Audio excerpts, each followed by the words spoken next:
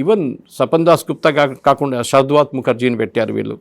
ఆయన ఒక డాక్టర్ బిధాన్ నగర్ నుంచి, ఇంద్రనీల్ ఖాన్ బీజేపీ వైపు నుంచి ఖాన్, ఓకే, అండ్ ఆయన కాన్స్టిట్యున్సీ ఏమో బెహలా వెస్ట్, ఆయన కూడా ఒక doctor.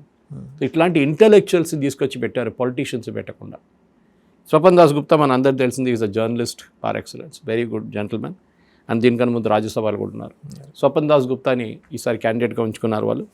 Raj Bihari which is a very very highly intellectual, చాలా టాప్ ఆఫ్ ద లైన్. మన దగ్గర తెలంగాణలో బహుశా అట్లాంటి ప్లేస్ లేదు. మీరు కేరళకి వెళ్తే కనిపిస్తుంది, అక్కడ ఇంటెలెక్చువల్ ప్లేసెస్ ఉంటుంది, క్యాలికెట్లు కానివ్వండి, దే ఆర్ లైక్ లిటరేచర్లో స్ట్రాంగ్ పాయింట్. అక్కడ బుక్ పబ్లిషింగ్ కంపెనీలు ఉంటాయి, అన్నీ ఉంటాయి. ఈ రాజ్ బిహారీ కూడా అంతే, అక్కడ స్ట్రీట్ ప్లేస్ జరుగుతుంది, ఇట్లాంటి చాలా మట్టుకున్నాయి. సో అక్కడ కూడా ఈసారి బీజేపీ గెలిచారు.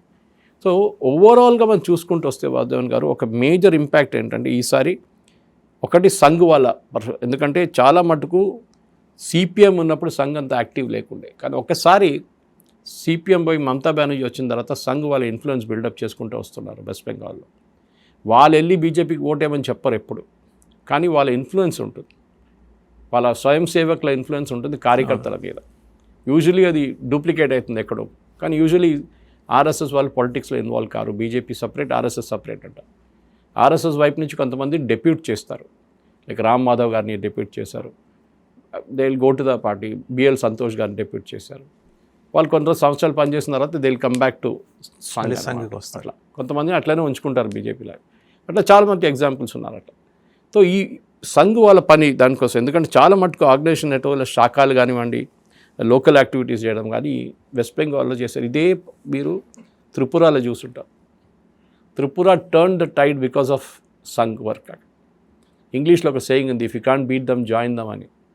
అక్కడ కన్వర్షన్ చేసే ఈ మాఫియా ఒకటి ఉంది, క్రిస్టియన్ కన్వర్ట్ చేసిన మిషనరీస్.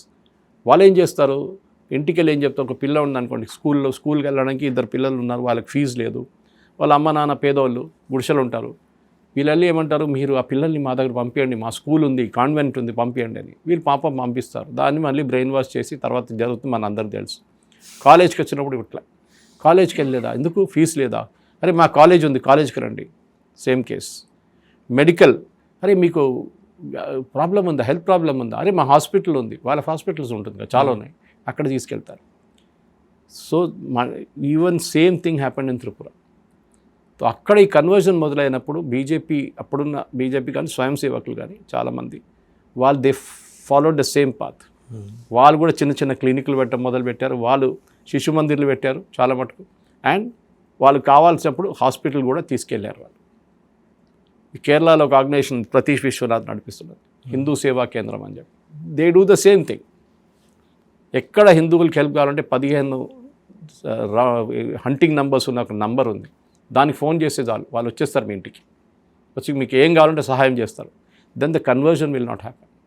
సో వెస్ట్ బెంగాల్లో ప్రాబ్లం అంత పెద్ద ప్రాబ్లం లేదు, కానీ ఆ వర్క్ ఉంటుంది చూడండి, గ్రౌండ్ లెవెల్ వర్క్, అది చాలా ఇంపార్టెంట్. ఒక టైంలో బీజేపీ వెస్ట్ బెంగాల్లో గెలవడం అనేది ఇంపాసిబుల్ అంట. 2011లో 3 సీట్లు ఉండే, 2-3 సీట్లు ఉండే అంతే. అక్కడి నుంచి 77, 2016, 2021కి వచ్చి 75, ఇప్పుడు 207.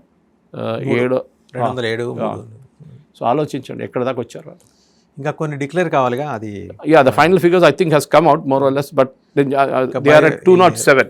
రీపోలింగ్ ఉన్నది 2007 ఒక కాన్స్టిట్యున్సీ, ఇంకా రీపోలింగ్ ఉంది Falta, that will happen later. ఇప్పుడు అది మేలో జరుగుతుంది అది.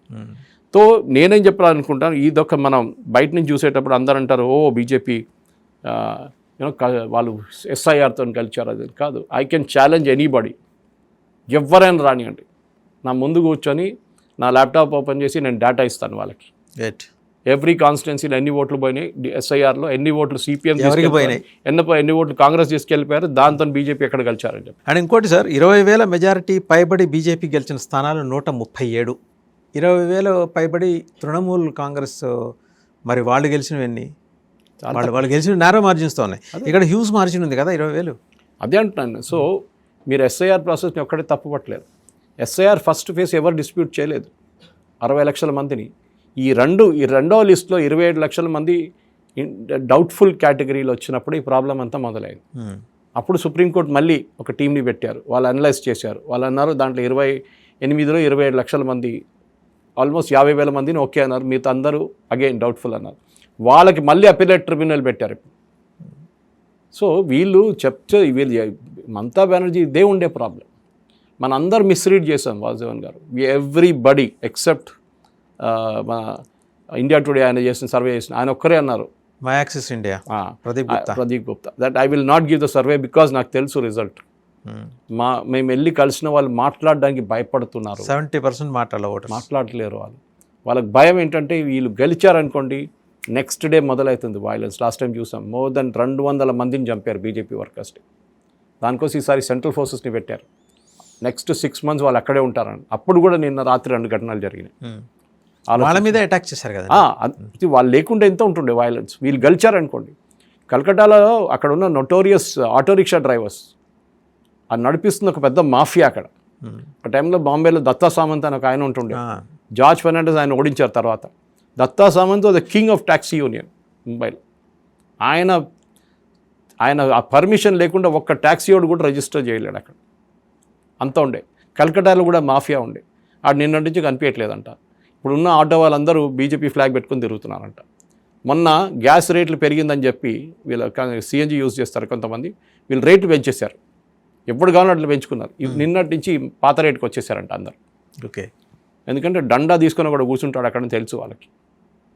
ఇది అక్కడున్న even today morning India incorporated అంటే ఇండస్ట్రీస్, అక్కడున్న ఇండస్ట్రీస్ మేజర్ ఇండస్ట్రీ వాళ్ళు కార్పొరేట్ వాళ్ళు మాట్లాడుతున్నారు, మేము కొత్తగా వెస్ట్ బెంగాల్ కోసం ఎదురు చూస్తున్నాం. మేము అక్కడ ఇంకో సమస్య ఉంది కదా సార్, మళ్ళీ ఎర్ర జెండాల వాళ్ళు వచ్చి పాతారు కదా. ఏం పాతారు, ఎచ్చి కొడతారు. ఇప్పుడు కేరళలో ఏం జరిగింది, ఎట్లా ప్యాకప్ చేశారు వాళ్ళని అక్కడి నుంచి.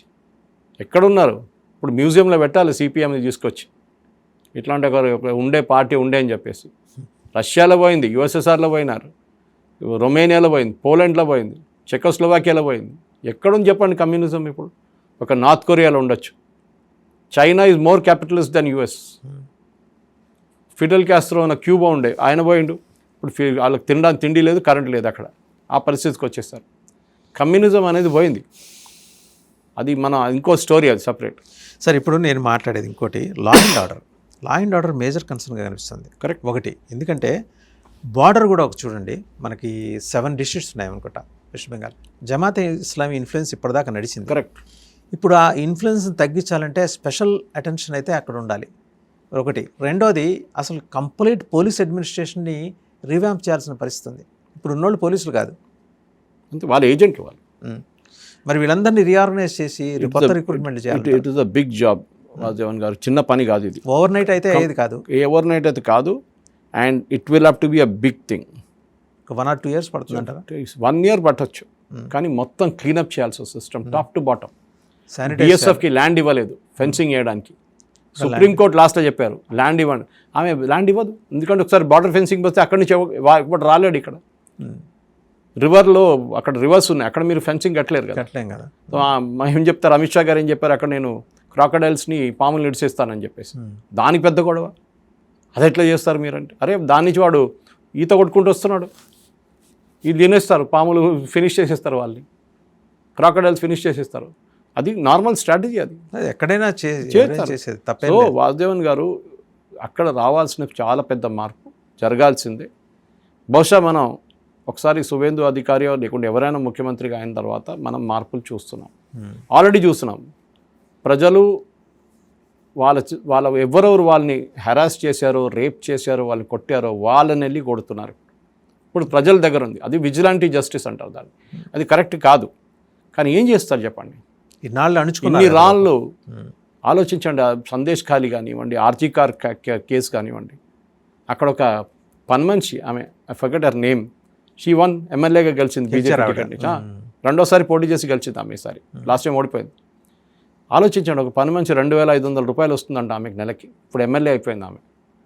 That is where the difference was. Sandeshkhali victim, sorry RG Kar case victim, వాళ్ళ అమ్మగారు గెలిచారు 28,000 మెజారిటీ. That is wear. నేను స్వపన్ దాస్ గుప్తా ఒక ఎండ్లో చెప్పినప్పుడు మీకు ఇంకొక ఎండ్లో ఇది కూడా జరిగింది, social engineering. BJP candidate selection చాలా బాగా చేశారు ఈసారి. The really worked hard at it. Survey చేసి ఎవరు పాపులర్ ఉన్నారు కాన్స్టిట్యున్సీ, ఎవరు గెలవచ్చు, ఎవరు ఓడిపోతారు, ఎవరికి సెకండ్ ఛాన్స్ ఇవ్వచ్చు. అంత కంప్లీట్. మమతా బెనర్జీ హస్సలు వేరే 74 మంది వాళ్ళ ఎమ్మెల్యేలు మార్చారు, అప్పుడు కూడా గెలవలేకపోయింది. 74 మంది ఎమ్మెల్యేలు. ఆమె వ్యతిరేకత ఉంది, కానీ ఆమె ఏం చూపించిందంటే నాది కాదు ఎమ్మెల్యేల మీద వ్యతిరేకత ఉందని చెప్పేసి, నా గవర్నమెంట్ కాదు, యాంటీ ఇన్కంబెన్సీ, నా గవర్నమెంట్ వ్యతిరేకం లేదు, ఇది చేశారు. కానీ వాధవన్ గారు వెయిట్ చేద్దాం, ఇంకా 2-3 రోజుల్లో ఒకసారి ప్రమాణ స్వీకారం 9th ఉంటుంది అంటున్నారు. ఇప్పుడు రవీంద్రనాథ్ ఠాగూర్ యానివర్సరీకి 10వ తారీఖు మోదీ గారు ఇక్కడ సికింద్రాబాద్లో ఉంటారు, సో 9వ తారీఖు అక్కడ ఉంటారంటున్నారు. సో చూద్దాం. బట్ ఐ థింక్ ఒక పెద్ద మార్పు వస్తుంది బెంగాల్లో. బెంగాల్ని పాత బెంగాల్లో, that is before independence, east India company రాజధాని ఉండే కల్కట్టా, ఆ ఒక మళ్ళీ దానికి ఒక రివర్స్ చేసి మళ్ళీ పూర్వ ప్రభావం రావాలి, డెఫినెట్గా రావాలి. Right sir. Suresh garu thank you very much. So చూసాం కదా వెస్ట్ బెంగాల్ ట్రాన్స్ఫర్మేషన్, కాంగ్రెస్ నుంచి కమ్యూనిస్టుల చేతిలోకి, కమ్యూనిస్టుల నుంచి మమతా బెనర్జీ చేతిలోకి వెళ్ళిన తర్వాత ఎంత క్రూరమైన పరిపాలన అక్కడ నడిచింది. ఇవాళ విక్టిమ్స్ బయటకు వస్తున్నారు. ఇవాళ మీడియా కూడా ధైర్యంగా ఇంతకుముందు 10 ఏళ్ళలో జరిగిన అకృత్యాల గురించి కథనాలు రాస్తోంది, చూపిస్తోంది, చెబుతోంది, మాట్లాడిస్తోంది. ఒక్కొక్క ఇన్సిడెంట్కి సంబంధించిన కథనం చదువుతుంటే కళ్ళంబడి నీళ్ళు వస్తున్నాయి చదివిన వాళ్ళకి. విక్టిమ్స్ రోడ్ల మీదకి వచ్చి తమని హెరాస్ చేసిన వాళ్ళ ఇళ్ళకెళ్ళి మరీ వాళ్ళని రోడ్డు మీదకి ఈడ్చుకొచ్చి కొడుతున్నారంటే ఇది చట్టపరంగా తప్పు కావచ్చు, కానీ 10 ఏళ్ల పాటు వాళ్ళ కడుపులో దాచుకున్న యాగని ఆ రూపంలో బయట మేనిఫెస్ట్ అవుతుంది. అండ్ అన్నింటికి మించి పెద్ద ప్రాబ్లం లా అండ్ ఆర్డర్.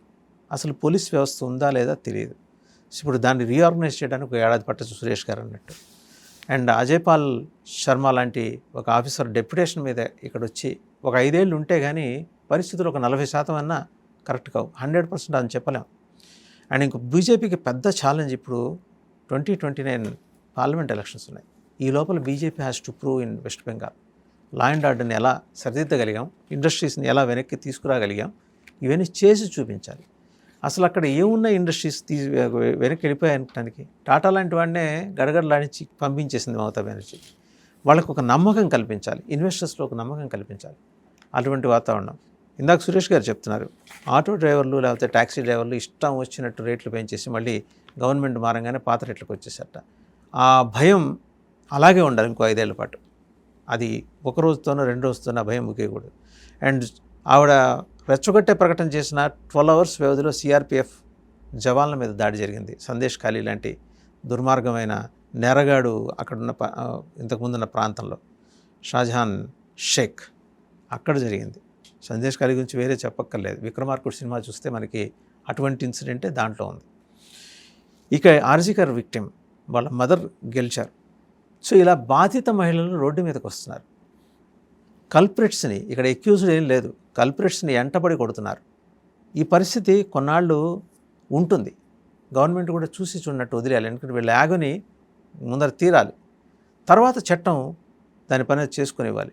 కారణం ఏంటంటే ఇప్పుడు చట్టాన్ని కాపాడాల్సిన ఎల్ఎండ్ఓ అక్కడ లేదు, లా అండ్ ఆర్డర్ లేదు.